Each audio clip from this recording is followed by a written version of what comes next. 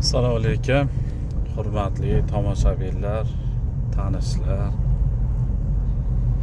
Bitta narsaga hayron bo'lib qolaman-da.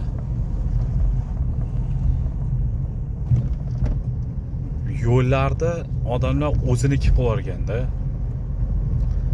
misol uyini oldiga do'mbaslik qo'ygan. Chiqib har xil o'ziga moslab olganda odamlar, mayli qo'ysa qo'yaversin. Bir ikkita shopirlarni, o'sha tez yuradigan shopirlarni deb, oddiy shopirlar, menga o'xshagan shopirlar jabr ko'raveradi o'shalarni deb. Eng hayron qolganim, shunaqa ko'chalardan bunday o'tsam xijolat bo'lib ketaman. Xuddi ko'cha ulardiki, ular qilib qo'ygan shunaqa ko'chalarda ko'p, u bitta ikkita emas.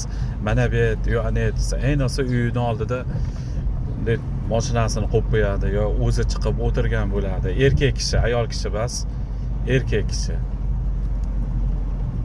Tavba qildim. Xijolat bo'lib ketasiz. Xuddi uni yo'lidan o'tib turgandek bo'lib ketadi odam.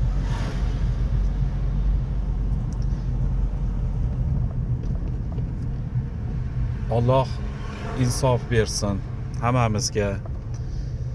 To'g'ri yo'ldan adashtirmasin hammamizni. Salomat bo'linglar.